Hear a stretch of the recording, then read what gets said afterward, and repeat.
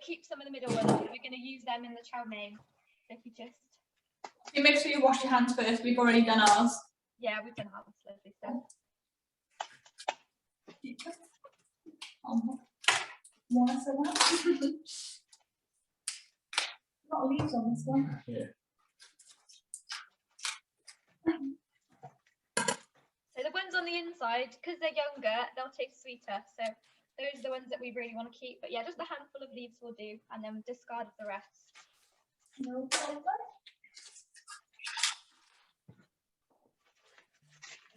We have got a damp tea towel under the chopping board just to make sure it doesn't slip. Yeah, perfect. The spare all time, chopping the. There's a lot of leaves on this one.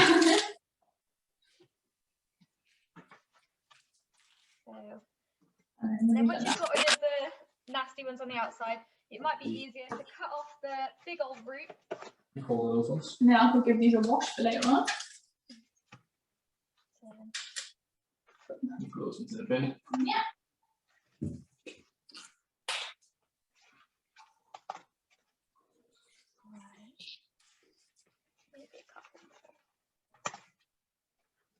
So just a nice little handful of those and pop them aside.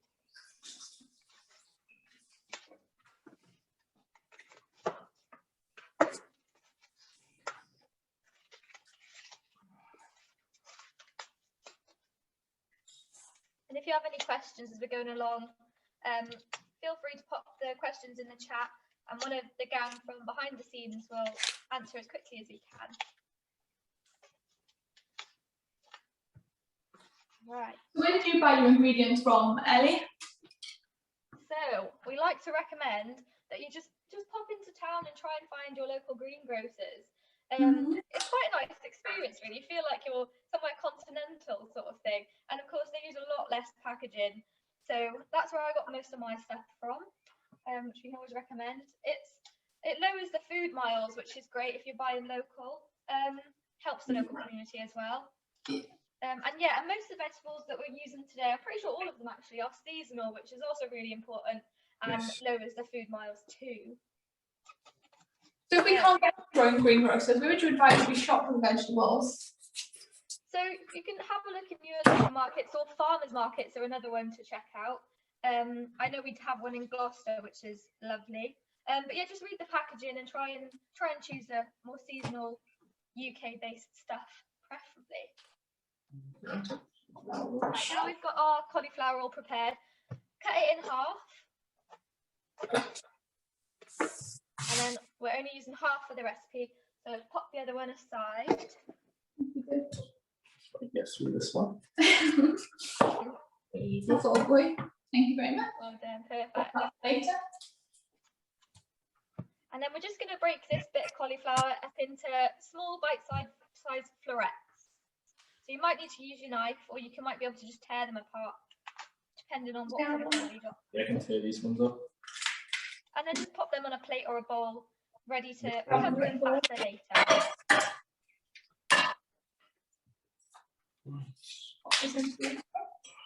There you go.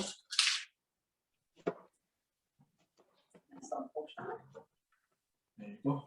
And it doesn't matter if some are a little bit smaller, because they'll just have a bit more batter on them and they'll be a bit crispier, which are my favourite bits. Not a bad thing at all. No. Oh, the crispy ones are the best ones. Definitely. So that's all done. I think so. Got some good little portion sizes. Okay. And with the cauliflower, if you didn't want to use that other half the following day or within a couple of days, you can actually blanch it for a few minutes. So you just boil it rapidly for a few minutes, and then you can freeze it in portions, and it will last. Vegetables can last up to a year in the freezer, which I never knew. But that's always good to know. Surprisingly, it lasts that long. So can we freeze any of the other vegetables in the ingredients? So yeah, absolutely. So you can chop up your spring onions and freeze them in portions. Peppers can be frozen. With carrots, I'd probably recommend blanching them first, and then freezing them like that. Onion, you can do the same. And like with the garlic and ginger, so if you've bought a whole piece of ginger, you're not going to use it all at once. So and it's such a faff to peel it and grate it. So you're better off just preparing it all and then freezing it in teaspoon portions. And you can do the same with garlic, because often buying in bulk is a lot cheaper. So I'd recommend that too.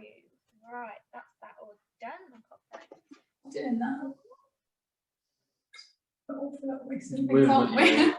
We're trying to start to waste less stuff. But this has definitely helped us. Yeah, definitely. Consider sustainability. Definitely. So, just gonna push all of this aside. Discard of those. Yeah. Right. Next off, we'll do the carrot next. So, with a lot of vegetables, surprisingly, you don't have to peel them. If they look all right, there's not any gristly bits. That's all right. Skip the peeling stage. So just top and tail your carrot. And then, I believe we're only using half for this recipe. And then cut your carrot in half. So I've got a nice little cut on there. Okay. And then pop that with a bit of carrot aside with your spare cauliflower. Little baby Little baby carrot, yeah. Perfect. So for the carrot, it's going in a chow mein, so we need to cut it nice and thinly into julienne little batten strips. So it's difficult to show you over here, so I'll just try and demonstrate, and then we're going to play a video in a bit that will give you guys a lot more detail. So what you do is, I like to cut my carrot in half lengthways. Okay, lengthways, like this. Yeah. Something else made that mistake. There you go. Be a nice sharp knife. And then you're just gonna slice it using a rocking motion, nice rocking motion, just nice and thinly. And keep your fingers in a claw-like position and tuck your nails around to protect them, prevent cuts. And you just want to be cutting straight down. And same with the other half.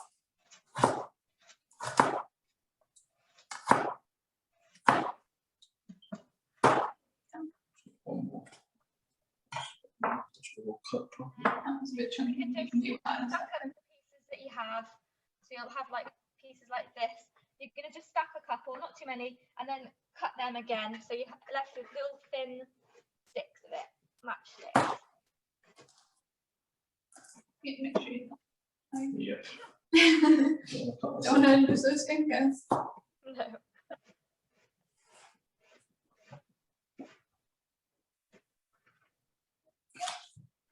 Perfect.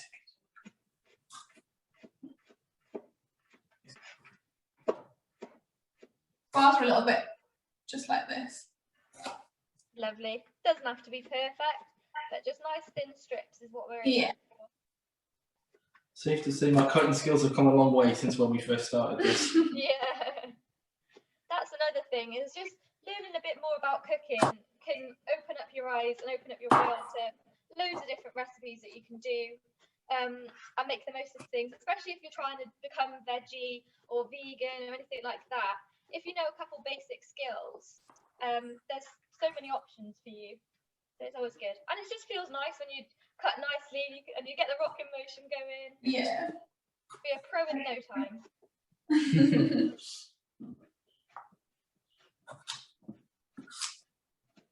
That. Almost an expert now. Almost. Did we speak too soon? Yeah, very true, very true. Right. Give that to the rabbit later. She'll enjoy a little bit of carrot. Perfect. And then once you've done that, no worries if you're a little bit behind. It's all good. We'll give you some time in a minute. But you're going to have, if you've got a fairly big plate, just keep all of your sliced vegetables on the one side. I'm just going to pop mine on that side. And just pop it aside. And then we'll do the pepper next. So my pepper's all clean and washed. And we're going to do the same. So we need 1/4 of a pepper for the one recipe and 1/4 for the other. So I like to cut the top off. So I just tilt you down slightly. So just cut along the top to get rid of the green bit. And then I cut along the bottom as well. So just topping and tailing it.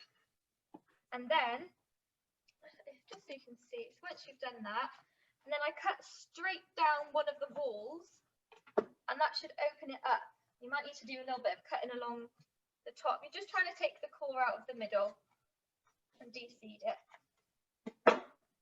Okay, we had left over, so we saved the fiddly bit. Yeah, it's probably practice. Like to see. Yeah. If you want to be keeping all your bits, throw as little stuff out as possible. You can always make something with it. Right, so I've got a whole one, so I'm just going to cut the insides out. Did you know, instead of using cling film foils, they do like little beeswax wraps now. So you can just wash them and reuse them again. They're really, really handy. Perfect. You know about that? And like cutting it in that technique that I just showed you, there's barely any waste. There's no waste, is there? Yeah. Stuff like that. Right. So I'm just going to cut that in half, and then cut that half in half again. So I have 2/4, and then I'm just going to put the other half aside with my spare vegetables. What's that for later?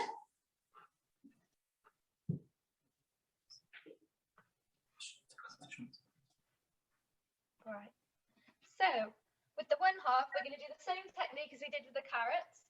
So just slice it thinly, straight down, nice rocking action, just like that, as thin as you like.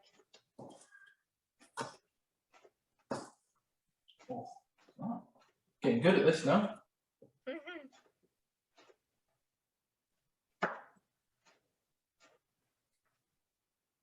Maybe not as good as Betty, but...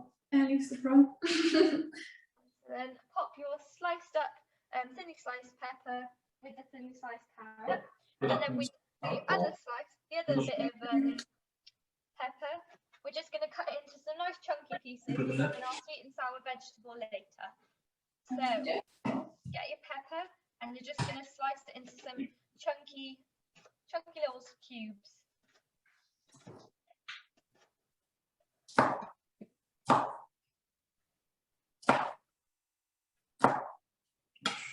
I've done mine into some cubes like this. A few chunks there ready. Pop those cubes on the other side of the plate. So you're separating your thinly sliced vegetables from your chunks of vegetables. Okay, lovely. Nice big chunks there. Nice big chunks. Good job. Next off, we'll do our onion. So, to stop it from crying, you're meant to keep the root intact to the little end with all the hairs.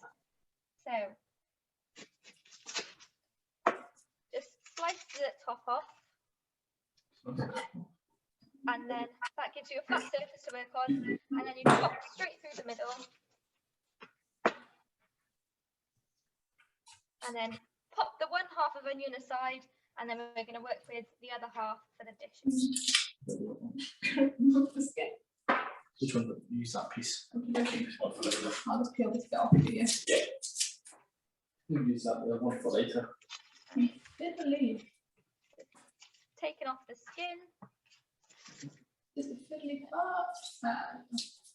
Quite satisfying taking the skin off when it comes off.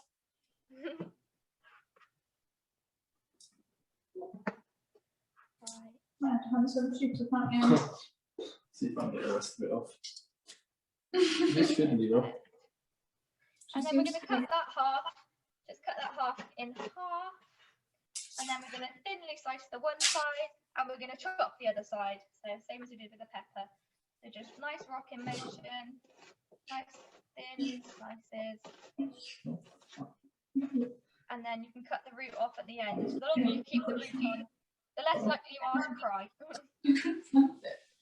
Not very good at this bit. Got a snap boy. Right. I should cut that bit. Nice. There you go. Nice. I'll put that to the side for you. And then the other half, chop it into some chunks.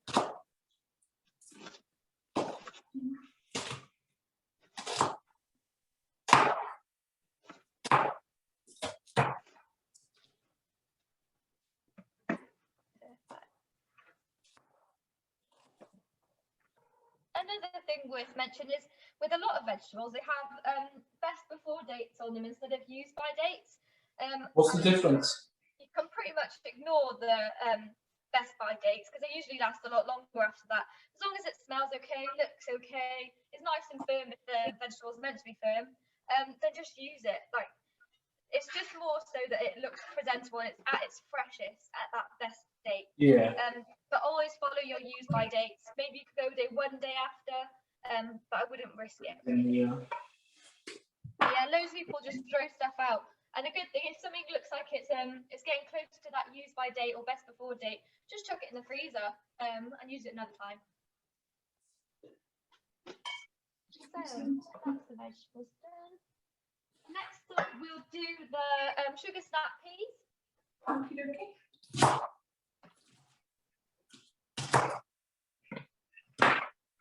So you just want to chop your sugar snap peas into just some rough chunks. Mine are this sort of size. I'm going to cut them into 3. How many should we use? Just a quarter of a bag or just a handful. Okay. Yeah, that's enough. Yeah, that should be more than enough. You want a few more? That's enough for you? Yeah, that'll be enough. Nice chunky pieces.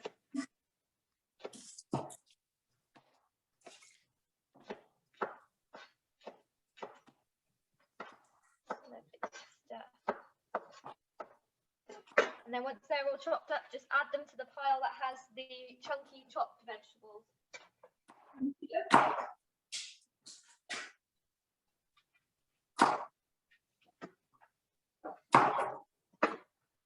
Once you've done that, we'll tackle the cauliflower leaves next. Yes. So just cut any nasty bits off or the slightly tougher bits on the ends.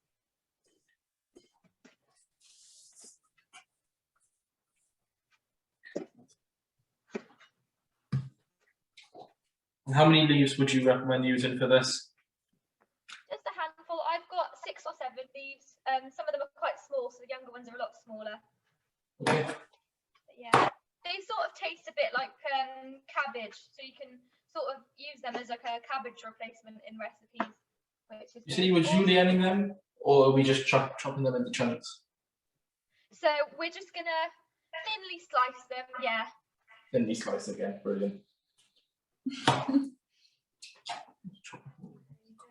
Another thing you can do, so you're not wasting your cauliflower leaves, is put a little bit of oil on them, a bit of seasoning, and then roast them. That's also quite a nice thing to do with them. So I never think about doing that. just trying to reduce waste as much as possible. Definitely.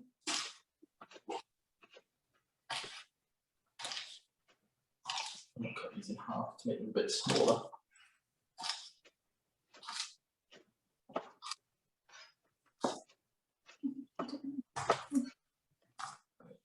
Just to make them a little bit smaller. I think that's time.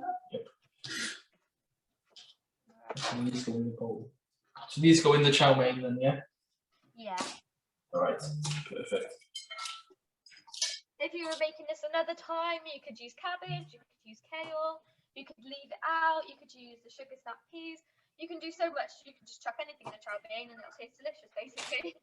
Yeah, I think that's the good thing with this meal is that you can have anything you like in it. Absolutely. Right.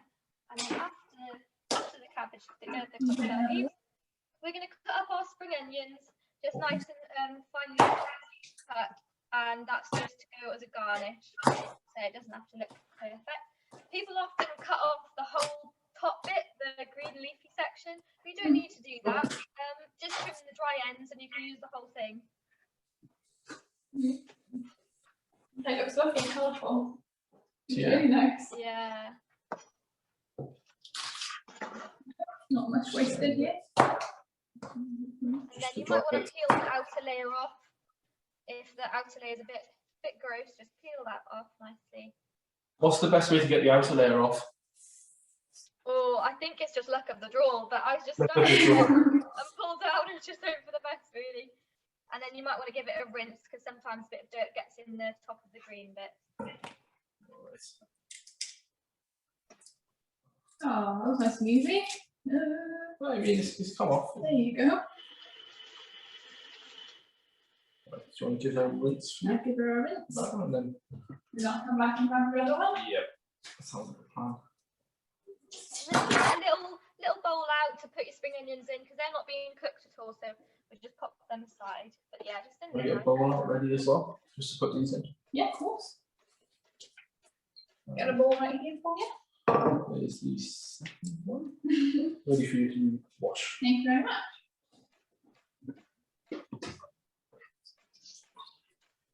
How thin did you want the spring onion to be cut?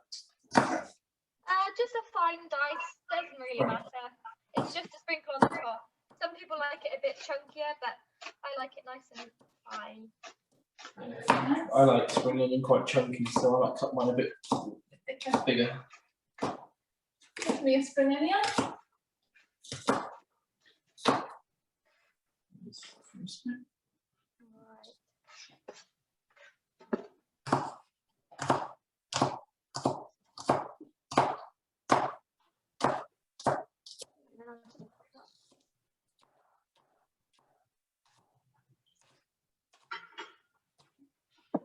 Pop them in a bowl and wash my hands. There's those spring onions finely cut up.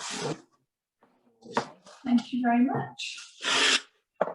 Next up, we're going to do our ginger and garlic. So if you get Good news, Flip. Use a top squish test. But wait, what's not broken? Exactly. I don't think that's the saying. It is now. We'll fix what's there. If that works. So this is what my vegetables are looking like. That's what we've got for our plate. Lots of colour. Very nice. We got these leaves. So hopefully everyone's getting on well with that. So we'll do our ginger next. So on the recipe it says 2 to 3. I'm a bit of a garlic freak, so I'm just going to pop 3 in. Okay. God, it's always the video that pops open. Yeah. I never like opening garlic.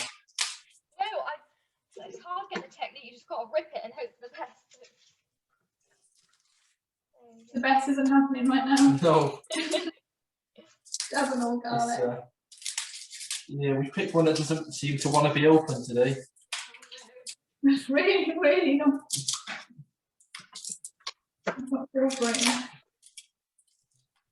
You're slowly breaking it down. So you can either stick your garlic in a garlic mincer or you can just dice it up yourself.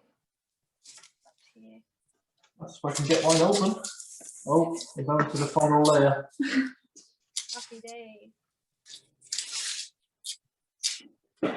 Yeah, so once we finish our vegetable prep, we're going to be making the chow mein. And we're going to be using corn pieces instead of chicken. So all the dishes we're doing today are vegetarian, because one thing that we can all try and do to be more sustainable is reducing our meat intake and also our dairy intake, but there's no dairy products in what we're cooking today. But yeah, because obviously the meat industry is #1 culprit when it comes to our greenhouse gas emissions. So just replacing a couple meals a week, we're not asking everyone to drastically change their lifestyles, but just swapping out some of the ingredients is an easy thing to do. And once you taste these corn pieces, it will change it all. You can just shove it in all those loads of dishes to replace chicken, and you can use the mince, the corn mince to replace that. There's so many things you can do. So hopefully you'll like it, and everyone can start using it in their daily lives. Corn is. You guys enjoyed it, didn't you? I was surprised by how much I liked it. I really enjoyed it, yeah. Yeah. I think I'd happily eat corn over chicken, to be honest. Yeah. You don't have to deal with any of the cutting up and stuff either. No, It's exactly. very true. And I really like chicken, so You're a huge meat eater, Yeah. usually, but corn has definitely changed his mind, I think. I think so. Hopefully everyone else will feel the same. I'll take this with your hand just to Oh, get it out of the way. yeah. Right.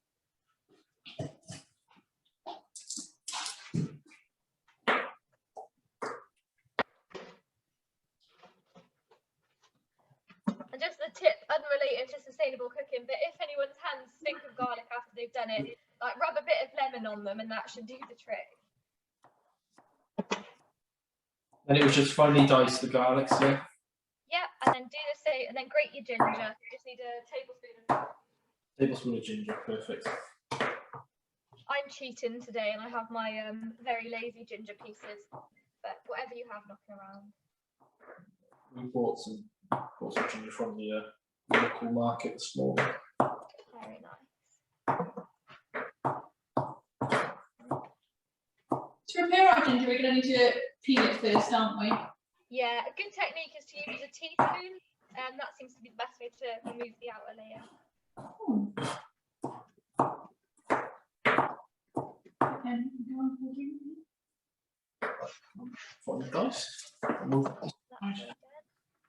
You don't follow my knife techniques. That's why you're further away from the camera.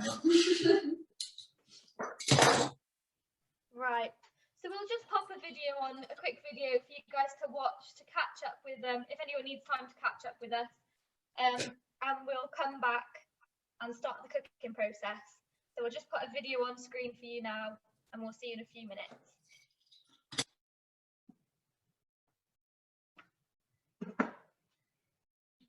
Great knife skills are essential to becoming a better cook. It's really the basis of everything that you're going to do in the kitchen. This is truly a skill you'll use every day with just about everything you cook. Okay, so first things first, before you even start chopping, you want to make sure that your cutting board is secure. A wobbly cutting board can result in your knife slipping and injuries happening. So an easy fix is to place a damp paper towel underneath your cutting board. You can also get a non-slip mat to put under the cutting board, or you can get a cutting board with grips. The next important thing is to make sure you're gripping your knife properly. If you put your finger on top of the knife, if you hold too far back on the handle, if you have a dainty grip, those are all incorrect ways. You want to put your finger and your thumb at the very back of the knife and wrap your fingers around it. That way you have a firm grip, and when you chop, you're going to be in control of what you're doing. It might feel uncomfortable at first, but with time, it'll become second nature to you. So one common mistake when you're chopping is to have all your fingers laid flat. As you can see, my fingers are in danger of getting cut off. You actually want to form a claw so that your fingers go in and the knife will hit up against your knuckles as you're chopping. So with this claw, your fingertips are going to be protected the whole time, and it's actually going to give you support as you're chopping. Another common mistake is the slicing motion. If you just chop really aggressively down like this, you're not going to get a nice even cut. You really want to do a rocking motion when you cut, going back and forth with the knife. Think about it like a wave. So now that you know how to hold a knife properly, we're going to demonstrate a few common cuts that you see in recipes. We're going to start out with a dice. So for an onion, which is probably the most common thing you're going to dice, you want to cut it in half first, right through the root end. So the next step is to peel the outer layers, making sure that the root end is still intact. So with dicing, you want to make sure that the flat side is down, so it'll give you the most stability. Making sure we have that claw grip, make a few incisions horizontally into the onion.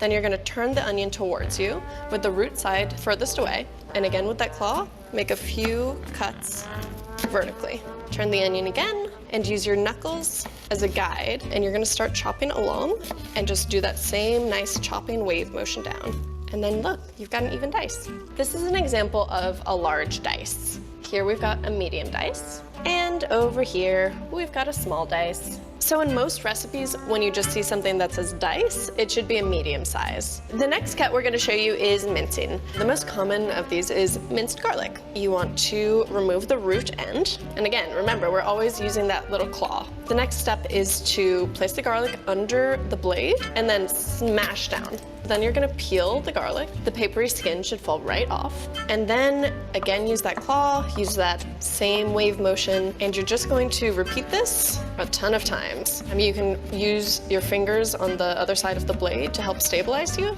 and then gently scrape it off. With mincing, the finer the mince, the more flavorful your dish is going to be. And it should really be tiny. Anything bigger than this would be a fine chop.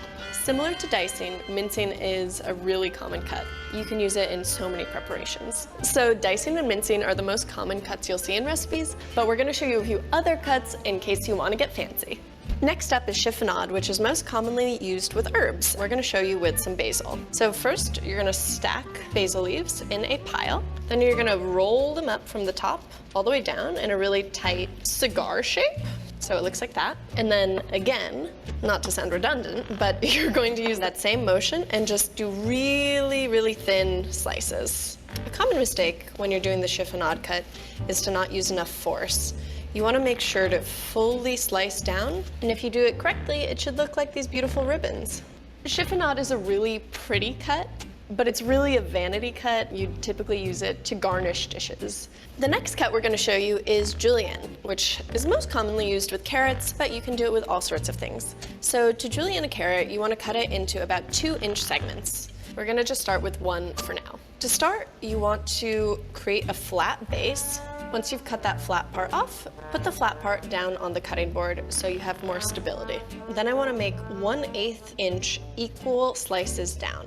Next, stack the carrots up like building blocks. You can also divide the carrot stacks up into 2 parts so it's a little easier to manage. And then again, you're going to want to make equal 1/8 inch slices down. And then you should get these beautiful, equally sized matchsticks. Julienning is not a super common cut. You'd primarily see it in raw preparation like slaw or something like a quick pickle. It's really great because you wouldn't want a huge bite of pickled carrot, but with a julienne or a matchstick, it's just the right amount of tang.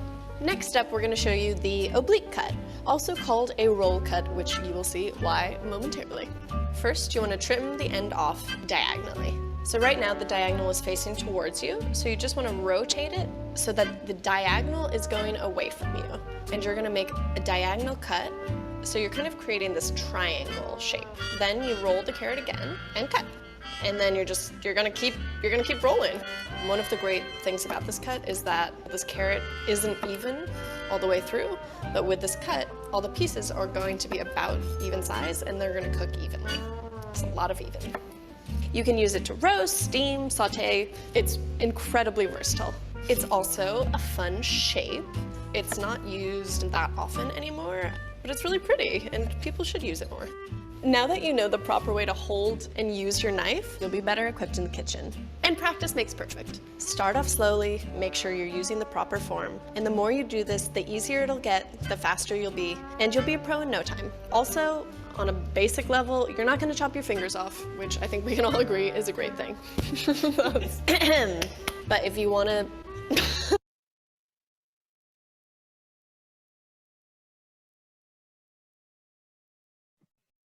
Right, so hopefully everyone learned a little bit from that and had time to catch up. Just making sure it can be heard. Right, so now all our vegetables are prepped, we're going to start making our chow mein. So I'll just direct it down here.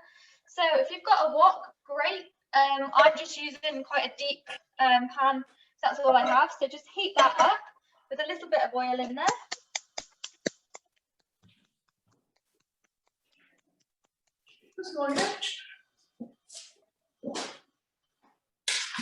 We've got the prepackaged noodles, the dry ones. When we start putting those on?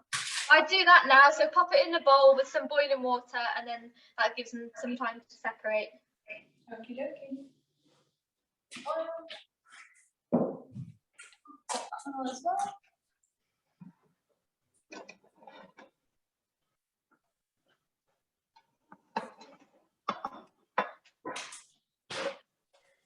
Right.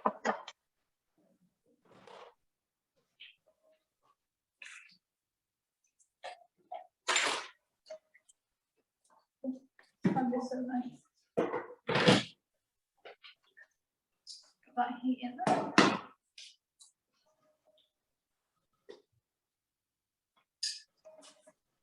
And so first off, we're gonna be frying the infamous corn pieces, but we'll just give that little minute to heat up. So how does purchasing frozen help reduce food waste?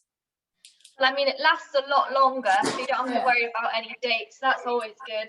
And with the corn pieces, it's just quick, and they're just in. You can just grab however much you want. You don't have to cook the whole thing or defrost a whole chicken breast or whatever. Just take out what you need. Very true. And you can do lots of stuff with them. So like now it's become summertime, sort of, well, it's getting there. Hopefully we'll have a bit of sunshine soon. But I really like just frying the pieces up with a bit of salt and pepper in a bit of oil, and then chucking it on like a Caesar salad. That's become quite a favourite. But yeah, so I think my pan's probably hotter. Just grab a spatula. Our pan needs a little bit more. A bit longer, yeah. You've got an electric hob, it might take a little bit. Yeah, it takes a little bit longer. Can't beat the classic gas. No, definitely not.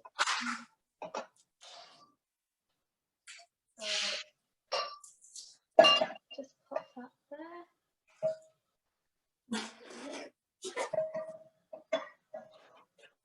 How much corn should we have ready as well? I believe it's 175 grams of corn, so if you get that ready, that's perfect. Right. That's ready And now. like you said, if you don't have the fresh egg noodles, start soaking them in the boiling water now. Yeah, we can boil it.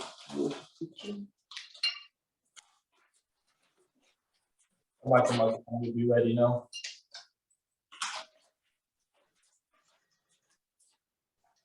Yeah, so I'm just going to pop it all in and start frying it a little bit.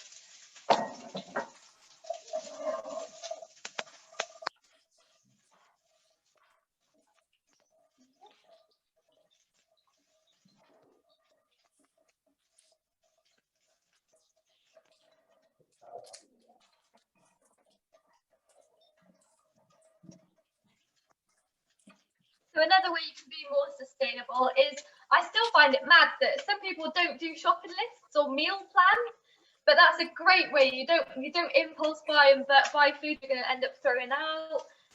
Can plan your meals around what you've got in the fridge, which is always great. It saves you money as well as being good for the environment. Yeah, we've started using a shopping list recently, and it can't believe how much money we're saving as well. Yeah, definitely a good idea. And don't go shopping hungry either. Yeah. Yeah. Going shopping hungry, you buy so much more.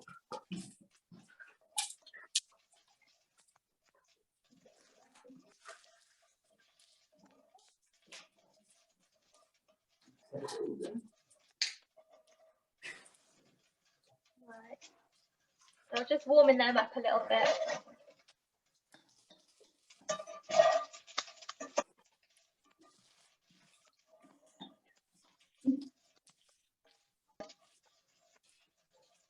Corn smells nice already. Yeah.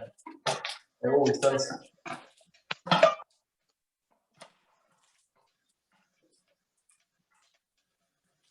You look boiling nicely. Yep.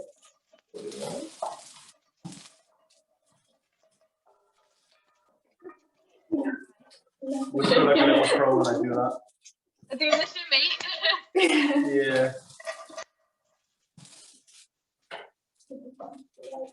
Yeah.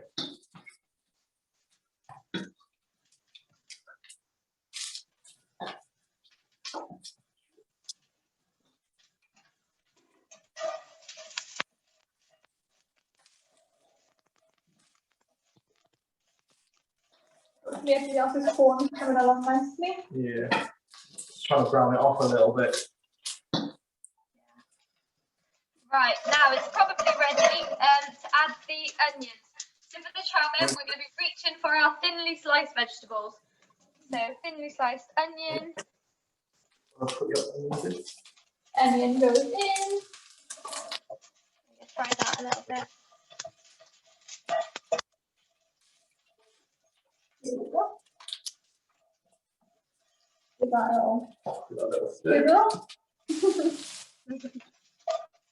There's that. And get Okay. corn everywhere.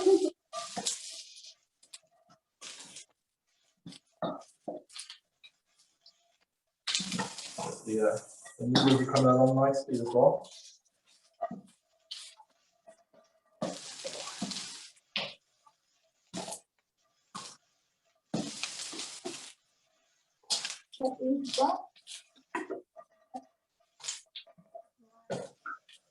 Coming along nicely as well.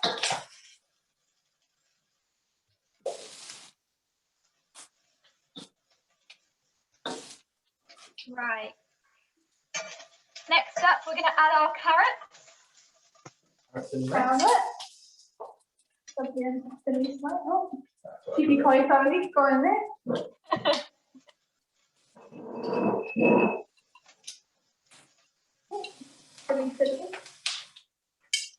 Maybe next time we'll try and separate them out a bit better. It's all right. Put the end off. Gosh, there's a lot of carrot.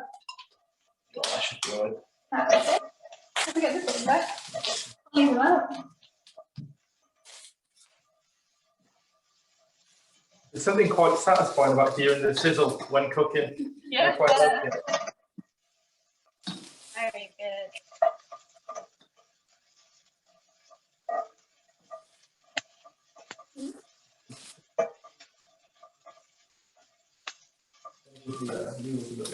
Taste if they're ready. A little bit longer. You can see those all. So if you're soaking your noodles, you might need to break them up a little bit, give them a bit of a shimmy as well.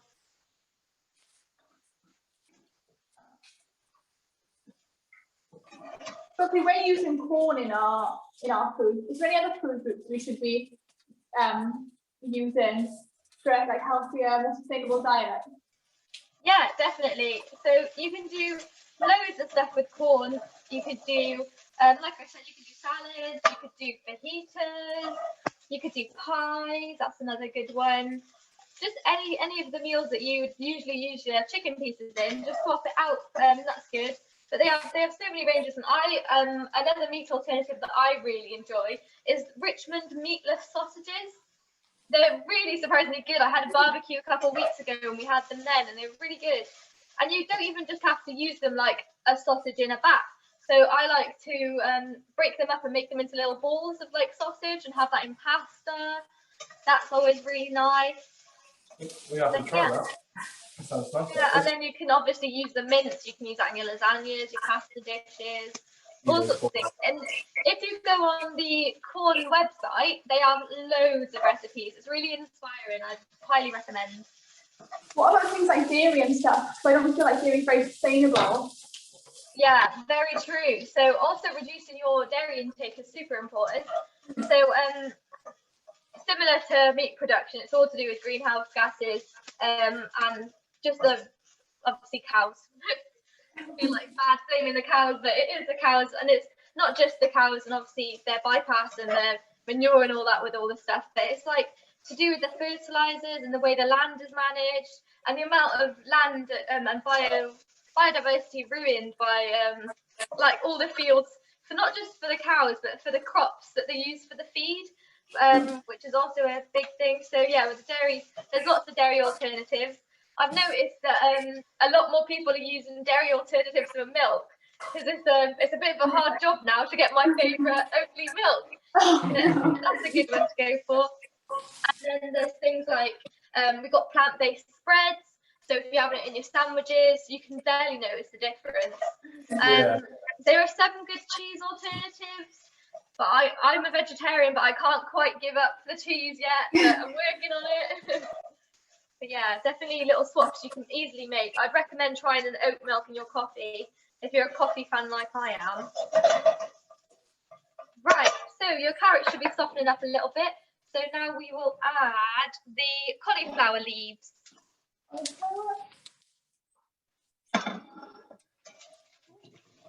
And just give that a little toss around.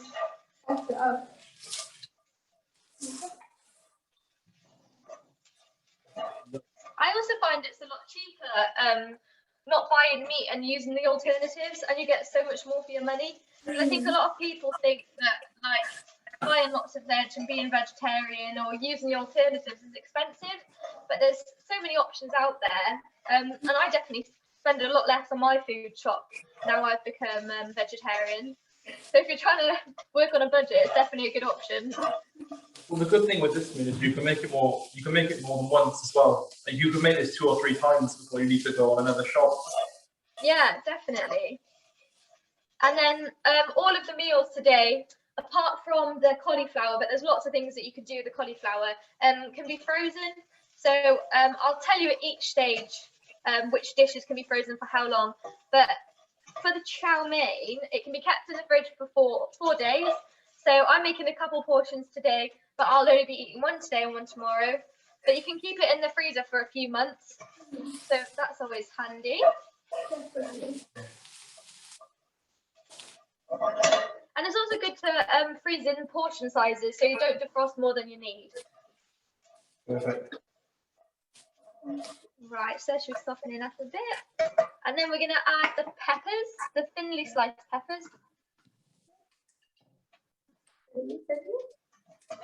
One more piece.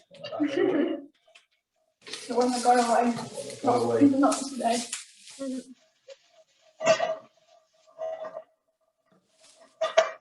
And we'll also add the garlic, and the ginger.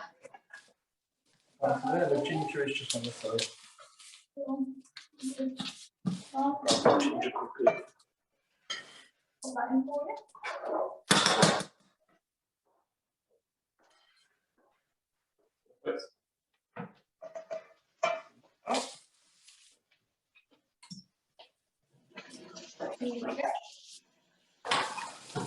It's just something so fun about cooking.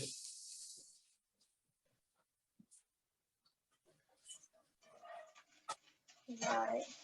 And we'll also add in half of the soy sauce. So how much soy sauce are we putting in all together? I think I'm going to put about a tablespoon in now, and then I'll put half or so in after.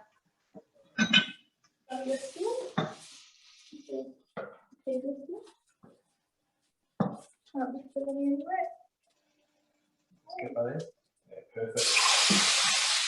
Oh, that's a good sound. I'm very excited to eat this once we've finished.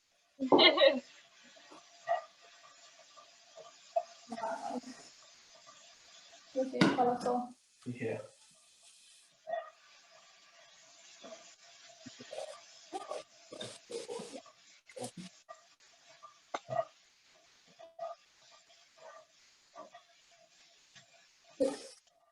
Tasty.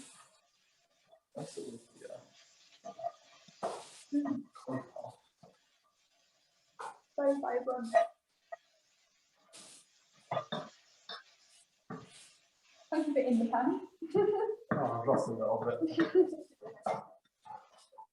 Hopefully everyone else is looking like ours. Maybe if attendees could put a thumbs up in the chat if you're following on and you can hear us and everything. Yep, lovely. You can put it in the chat or just show us your funds. Perfect.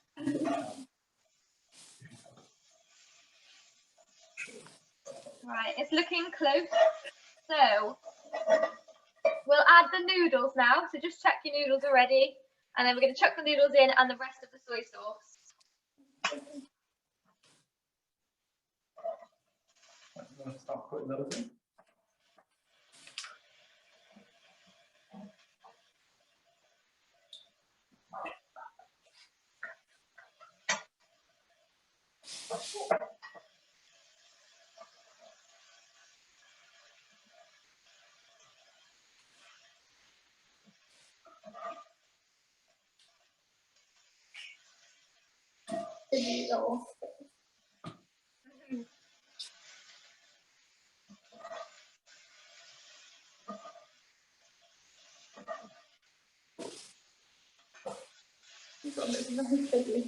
That's amazing, it is. Can I grab some soy sauce in this as well? Just kind of scoop the Scoop the remainders last out. little boy then.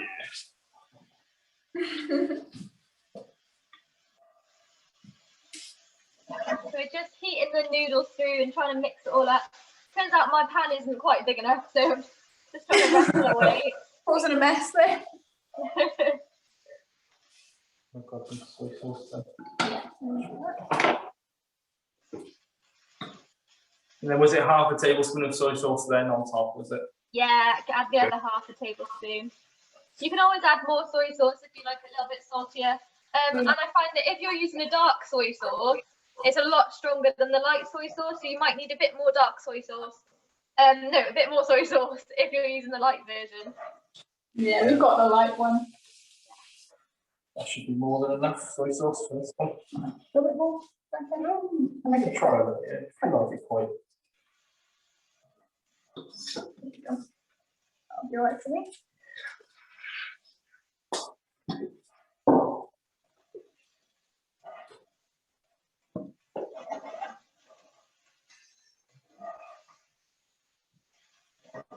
Right.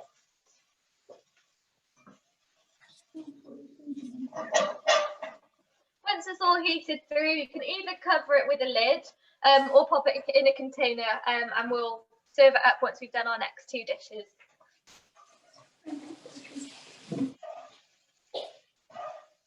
Put on a lid and put it to the side. Put it over there. Yeah. Right, this looks good. Smells tasty. I wish we had smell-o-vision and we could all feel Yeah. like It is incredible. Make sure you put it on pan rest.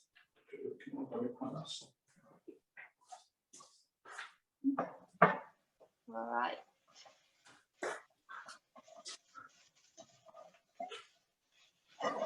So that's me done. Right?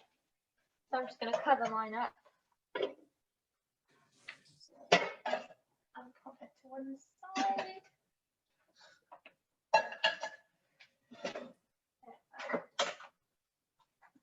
Right. There you So go, is that done? that's the first dish done. So hopefully everyone's having a nice time learning some new things. Right. So next up, we're going to be doing our cauliflower and also our egg fried rice simultaneously. So first of all, pop a deep saucepan on your hob and fill it with the oil, ready for the deep frying.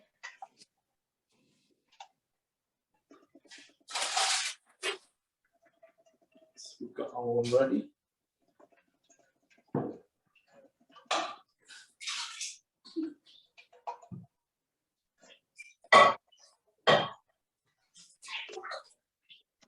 And you can reuse your oil a couple times before discarding it, as long as you're not cooking like meat in it and then cooking vegetables in it and that sort of stuff. But be careful. But yeah, so I'm just going to pop that on the heat. When you're heating up the oil, what's the best way to tell when it's ready? So one good way of doing it is you get a wooden utensil, so you could use a chopstick or a wooden spoon, and you just pop the end in, and when bubbles start fizzing around the end of it, it means it's ready. Or of course you can just pop a little bit of batter in and make sure it's all crispy up and golden. Pop that off. You just want it on a sort of medium heat, medium to high for now. Right, and then get your eggs out.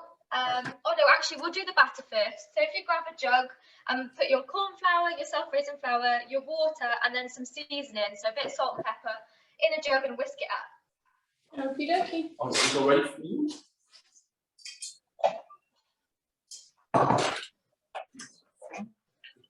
Need to measure?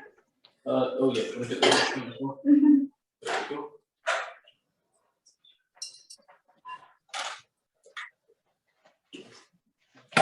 50 grams. 50 grams of each, I believe, isn't it? Each flour.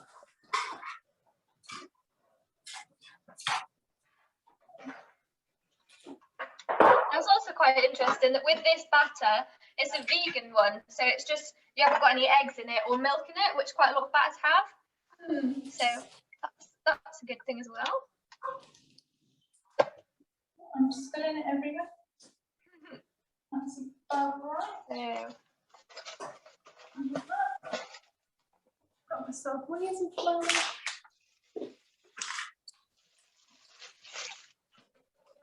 Got some hot.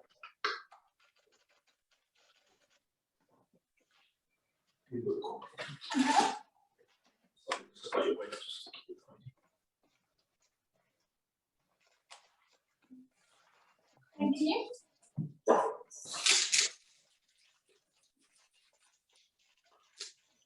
if you've got a little helper with you, if there's two of you cooking, one person can be putting a bit of kitchen towel on a piece of plate, on a plate for afterwards as well. It's a lot easier having two of us here. I know, wish I had a spare pair of hands. Standard little helper.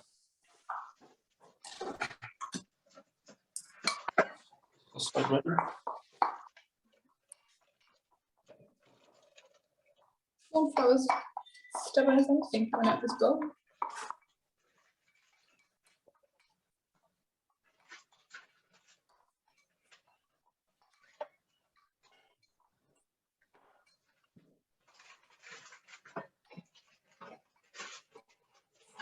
I've not got a whisk, so I'll be using a fork. Nice. 50 grams of self-raising flour, 50 grams of corn flour, and 75 ml of water, was it? I believe so. I think that's right. Give me my right. I've always needed a little bit extra. Yeah, true.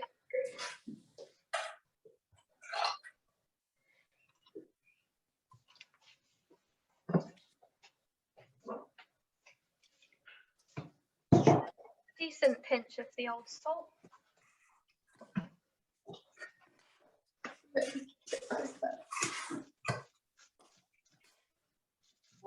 Please don't get it everywhere.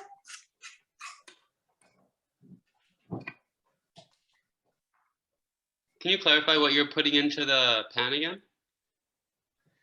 So you put your oil in a saucepan to heat up the vegetable oil, and then in a pot you have your corn flour, your self-raising flour, salt and pepper, and then cold water, and whisk it up. You might need a little bit more water though if it's a bit too thick, but start off with 75 ml. That's okay.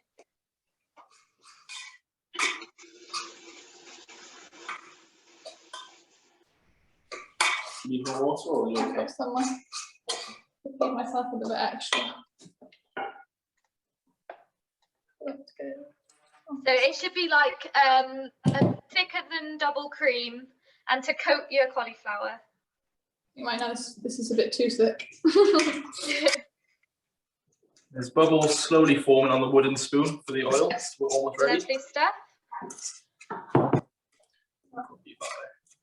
not leaving it too full.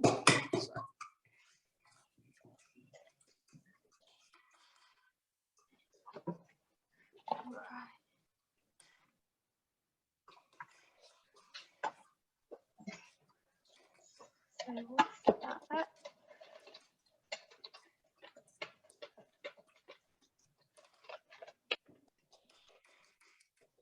Use wearing that thing in the microphone.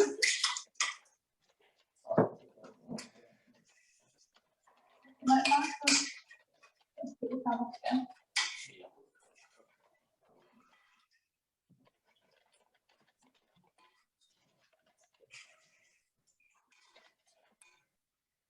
So it should be pretty thick, but still quite easily fall off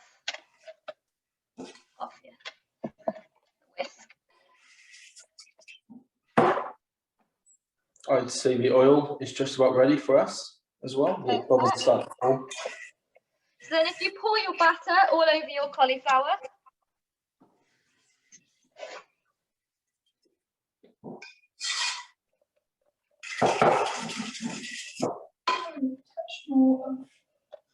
Touch more of flour.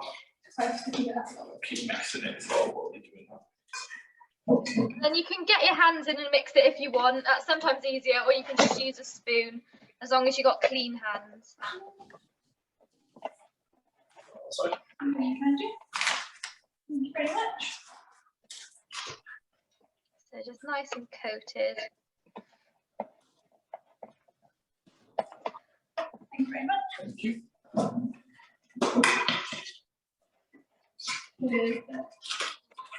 Then you'll need a slotted spoon or some tongs, something like that, to remove your cauliflower from the oil when it's ready. I'm just going to grab. Sorry.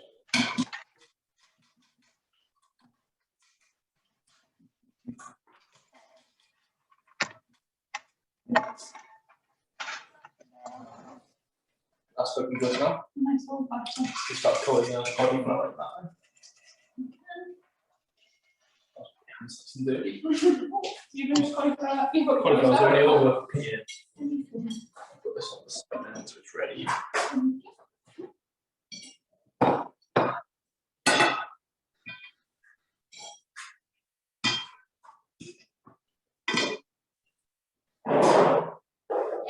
wine's bubbling away. Right, so with when we deep fry cauliflower, we want to make sure we do it in batches because you don't want to overcrowd your pan because you want it nice and crispy and golden. So just start with 4 or 5 pieces and see how you go with that. I'm just going to drop a bit of batter in, make sure it's sizzling away when it goes in. You check as well. Make sure that I think our oil should be okay, but I'll have a check. So you careful with the oil because it will be incredibly hot. Yeah, definitely have long sleeves on if you've got them. Perfect. Yeah, our batter's ready. Lovely stuff. So if we just add a couple pieces into our oil, if some of your pieces, keep them sort of a similar size. So if you have some smaller bits, then maybe save them towards the end. So I'm just going to lower them into the oil, being nice and careful. Long sleeves on in case of splashback, like you said. Pour it in. It just starts sizzling away. Very satisfying. Very. This is what I'm looking forward to eat the most after we finish. Yeah, I'd say it's my favourite dish too.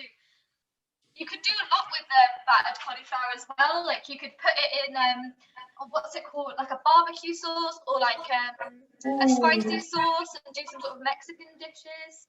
But yeah, and then if you just use a spoon or your tongs, I just move them around a little bit so they don't get stuck together. I think I could pop another one in maybe. Fizzle away.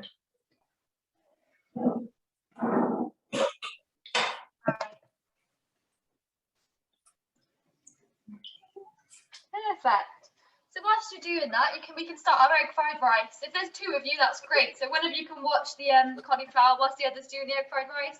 But it is it's not too bad doing it on your own. So you're just gonna keep an eye on your cauliflower and fry them until they're golden brown and crispy. So for the egg fried rice, we're going to heat a little bit of oil up in your frying pan.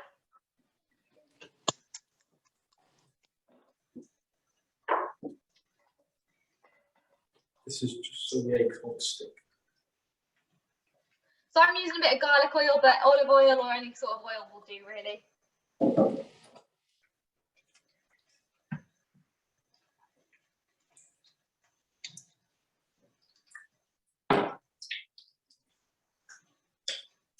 The problem is that the electric take a lot longer to heat up.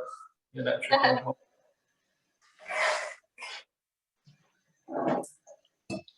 Check the cauliflower. See what she's doing. Coming along nicely. I'd say cauliflower is probably one of my favourite vegetables to cook with. It's just roasted cauliflower with nice bits of seasoning on it is one of my favourite things. And I think everyone should try it. Oh, it's so tasty. So can these be refrigerated or? So with the cauliflower, once you've battered it, you want to ideally use it that day. And you could, if you did a big batch of it, you could probably keep it in the freezer. But just remember the crispiness will kind of go a bit. You can reheat it in the oven. Oven would probably be your best bet, but it is better fresh. Okay. But the sweet and sour sauce that we're going to show you how to make later, that can be frozen for months. That's good. That's good. Right, so your oil should be hot in your frying pan for the egg fried rice. You want it in a sort of medium-ish heat.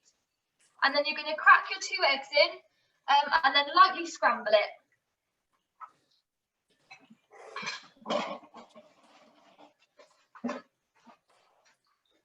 So if you're not that confident cracking eggs, maybe do it in a mug first. But I'm just going to do it straight in the pan. You're definitely going to crack the eggs tonight. I'm not risking it. I pop them in the jar. I'm not great at cracking eggs, so I won't be risking it. Check it. And then are we waiting until the cauliflower's golden brown before we take it out? Yeah, absolutely. I think I just dropped it in there.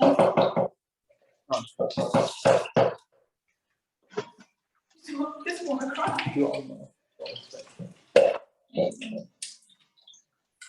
And so just want to mash up your fried egg. Wow. No shell in that. There's one.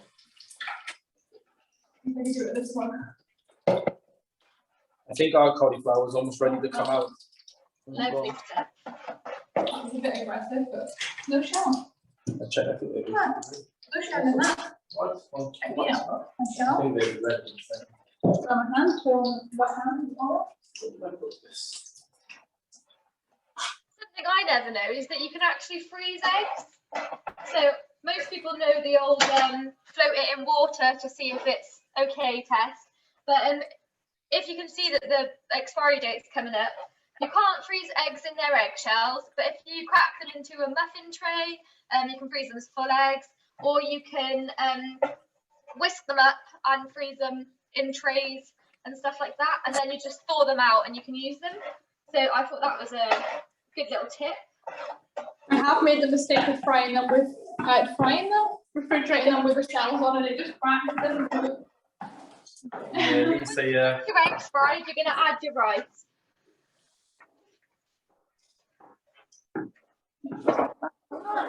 how scrambled would you want them to be before we put the rice in? So you want it about 2/3 cooked, but yeah, nice and scrambled, mixed well.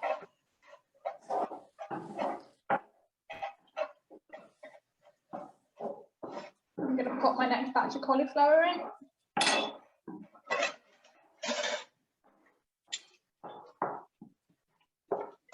Yeah, if you've got any leftover cauliflower, as soon as the one's done, make sure to put them straight in.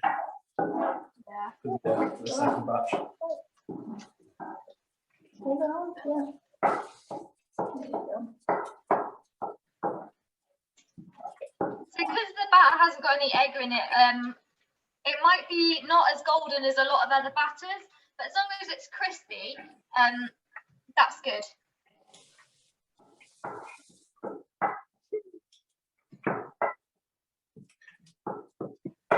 Put in my next batch in. What is it? Oh, is it? Oh, the There cauliflower. you go.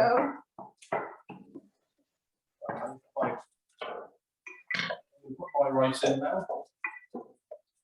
Pretty good.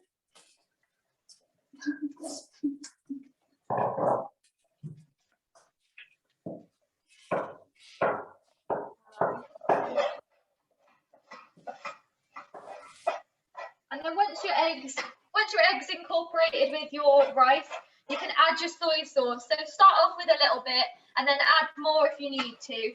But just taste it as you go. And it's better to be able to add more than put too much in.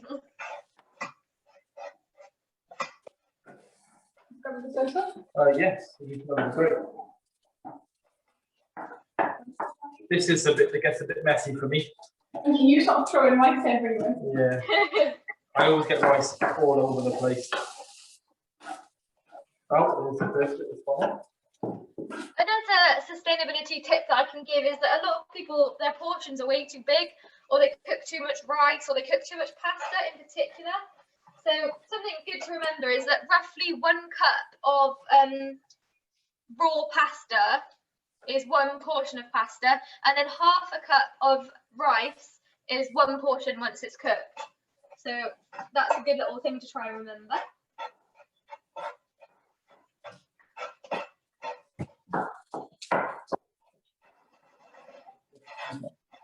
So I'm going to add my soy sauce. Just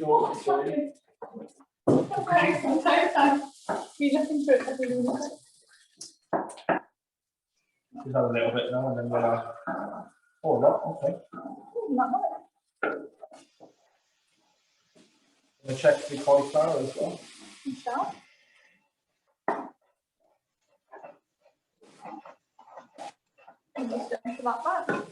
How are you all getting on as well? How's your cauliflower looking? Mine's coming along well. Hopefully everyone else's thumbs up from everyone. How's the cauliflower going? Everyone thumbs up? Yep.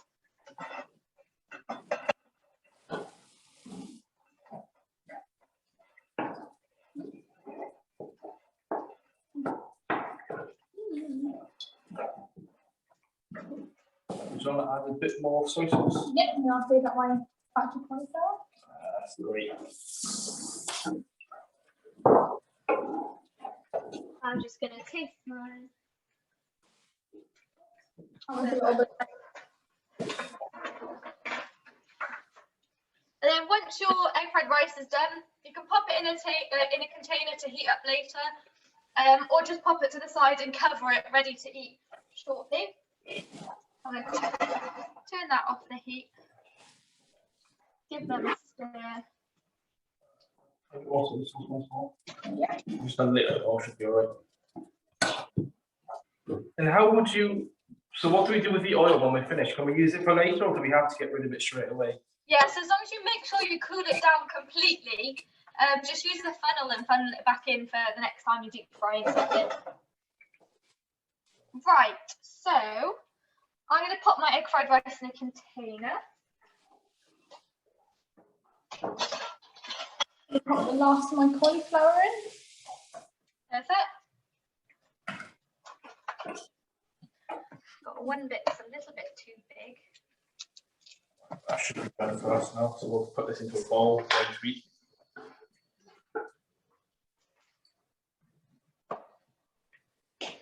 I hope this is not working. Come on. Come on, Bubba. What's this for?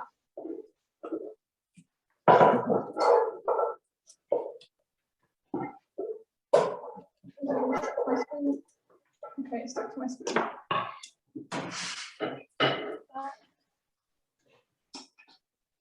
They're coming along well. Egg fried rice.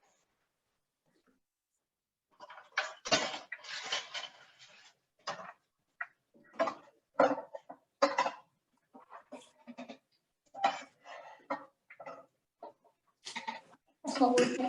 I'm having some issues.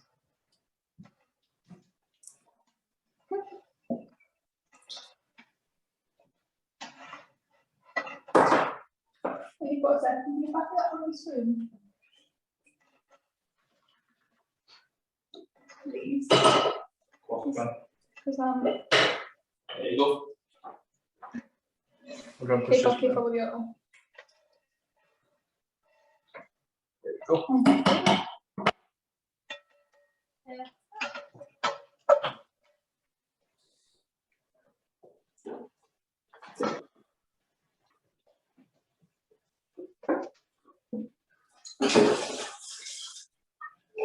Just keep giving them a little rotation.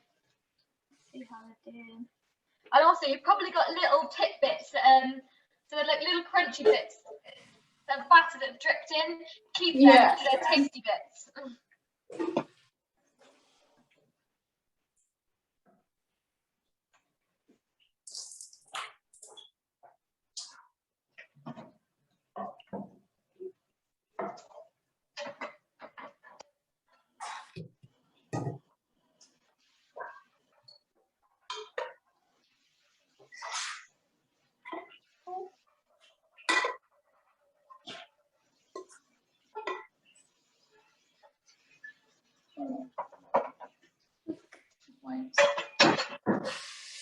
Right, and whilst we're waiting for those last bits of cauliflower to do, get another frying pan out ready to do the sweet and sour vegetables to go with the cauliflower.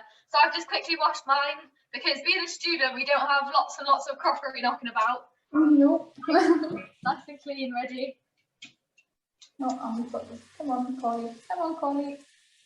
He's like behind little piece trying to get it out. I'm going to get the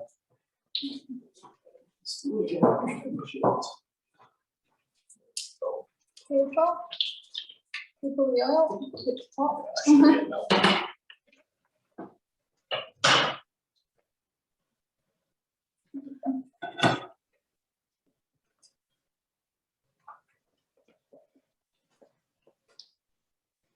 So I'm on to my last batch.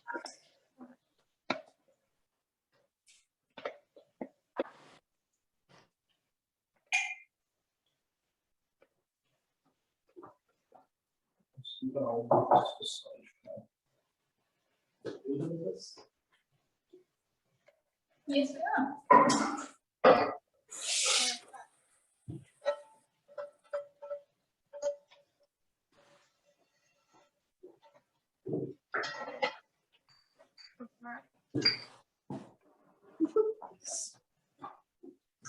So for the next part, we're going to be needing our lovely diced up vegetables.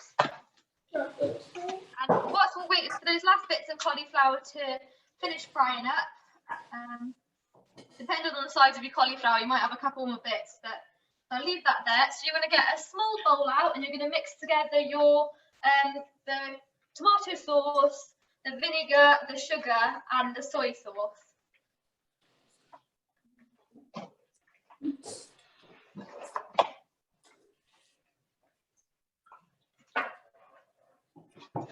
You are some milliban. Well, they all look really nice. So I believe it's 3 tablespoons of the vinegar, 3 tablespoons of sugar, 3 tablespoons of tomato sauce, and then I'm not too sure. I think it's a bit less on the soy I think sauce. we only use a tablespoon of soy sauce when we use it. Yeah, okay. Was that all into one bowl and then mixing them together? Yeah. Perfect.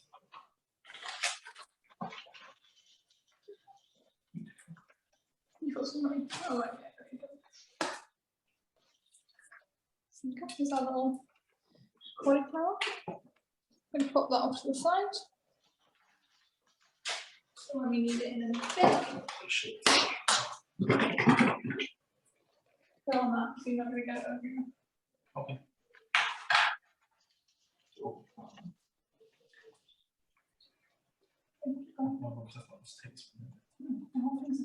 Oh, is it?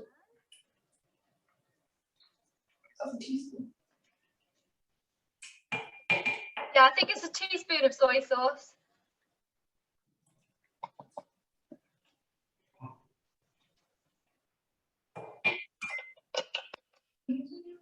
Running low on the ketchup front.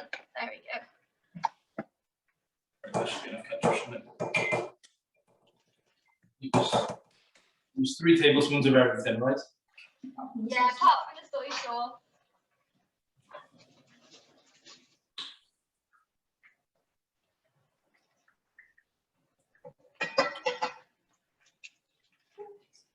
Here's 1.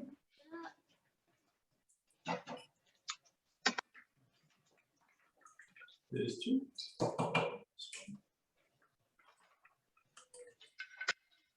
That's 3.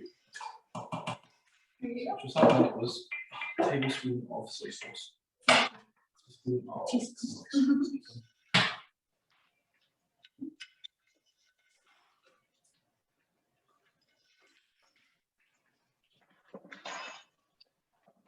So the sweet and sour sauce is not going to smell very good, as we've learned through practice. It's potent, but trust me, it will taste lovely.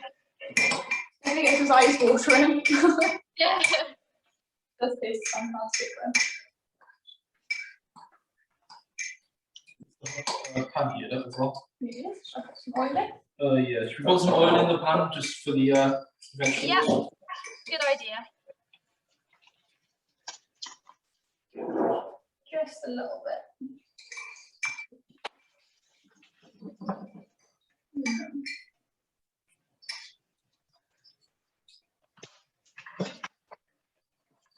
And to give all your ingredients a mix together for the sweet and sour. It's pretty mixed up. It's more of a liquid now. Perfect. Yeah, Right. We'll just chuck on my cauliflower. So yeah, if you pop a little bit of oil in your frying pan.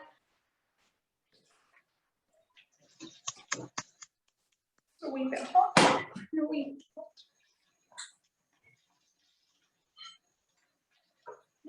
We don't need. We do not. You can put that away. Yes, of course.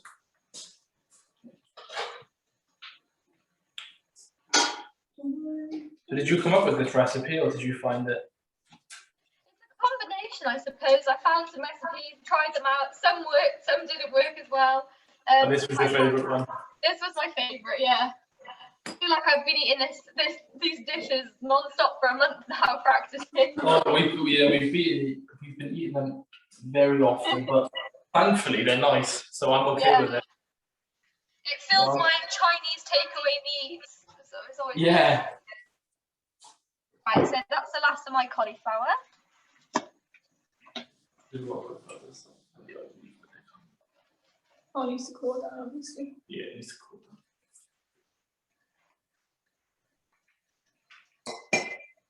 We'll just put that.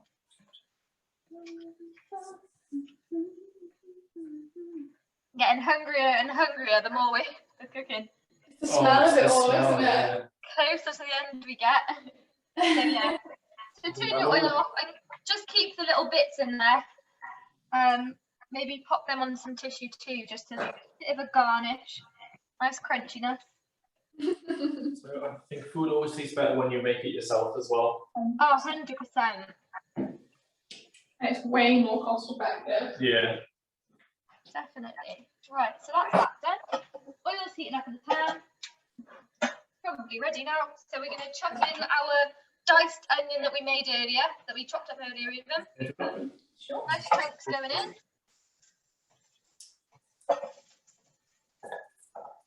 And just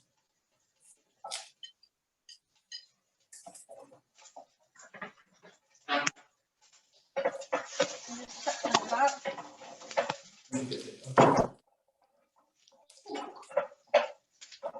Okay.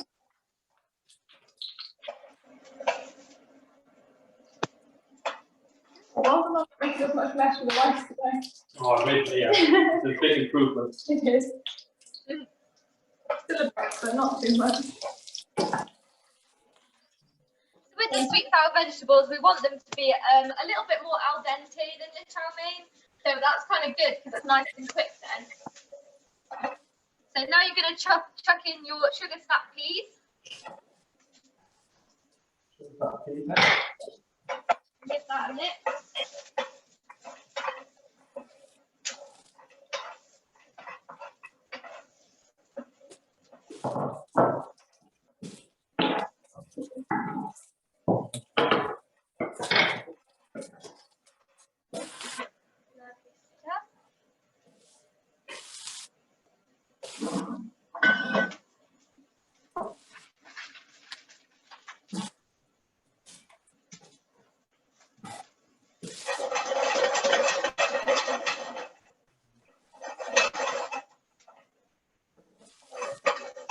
And then if you chuck in your diced pepper as well.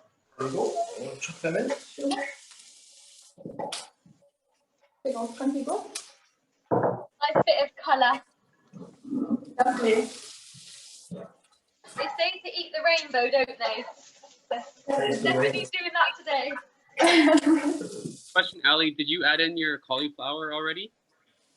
No, so you keep your battered cauliflower to the side and we'll mix that in a little bit. Thank you. Okay. That's okay.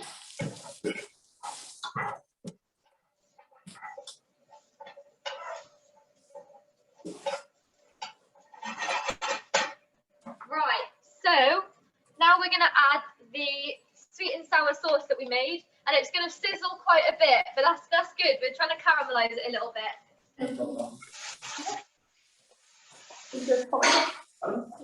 Yeah, just pour it. There we go. Definitely sizzle.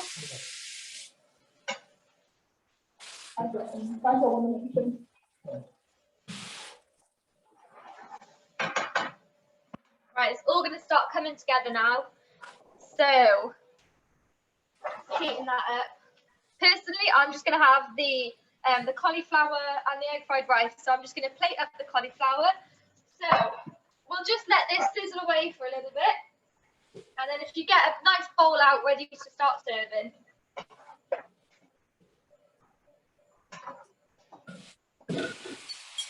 So right now, Ellie, you have onions and peppers in there? So we've got the sugar snap peas, the onions, the peppers. If you've not got the sugar snap peas, it's okay.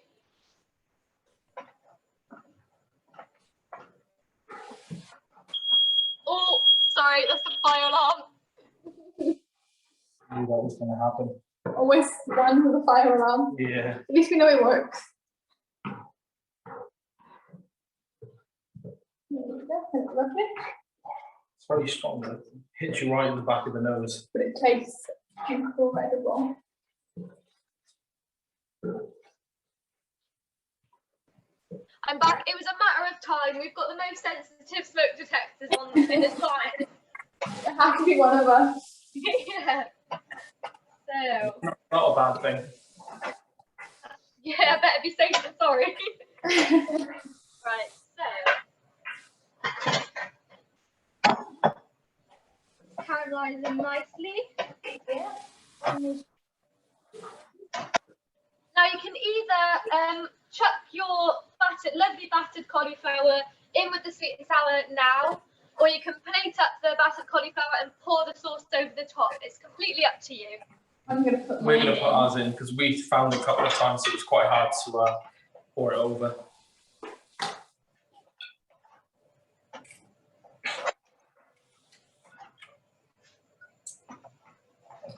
You know, some crispy bits. One sugar layer.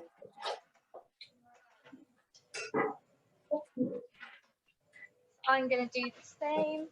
So pop my battered cauliflower in. Keep my chips inside.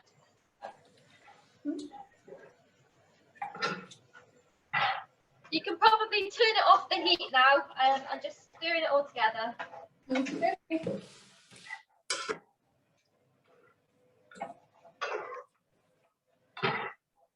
Just trying to coat all the pieces.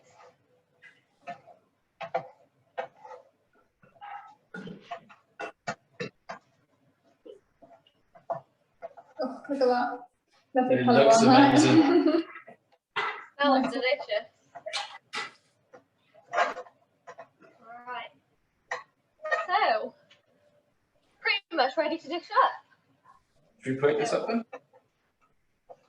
I'm going to dish up my cauliflower.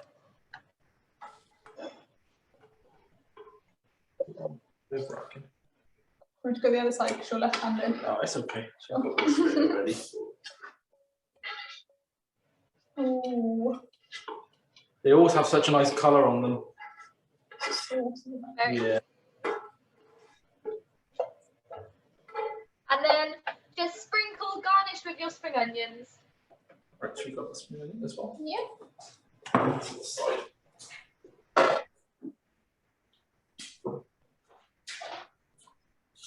Get the spring onions ready. Yeah. Bring it over to you.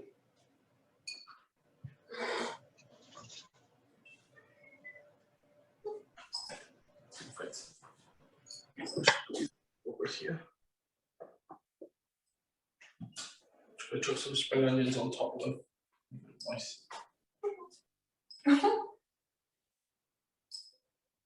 Those like my spring onion on the egg fried rice as well. Yeah. So if you're having your chow mein or your egg fried rice now too, just sprinkle a load of spring onions on the top just to finish it off with a bit of freshness. Looks very tasty. I can't wait to eat this now. Yeah. One thing I did forget, I'm not a chef, so apologies, but when you reheat your chow mein, just sprinkle a little bit of Chinese 5-spice in. It completely slipped my mind. But you'll just need a little sprinkling of that to finish it off. But yeah, so hopefully everyone's enjoyed our little cook along here and learnt a couple things to take into the future. Maybe people will try out some meat-free dishes this week. And hopefully we won't keep you for too long, just to let you all enjoy the food. But please do send us over some photos to the email address. We'd love to see what you've created. And you will be sent a post-event questionnaire to fill in, just so we can see how your feedback has changed and what you've learned. But yeah, so. Question. Could you Yeah. please Thanks very much for coming. into the ginger? Sorry, I didn't catch that.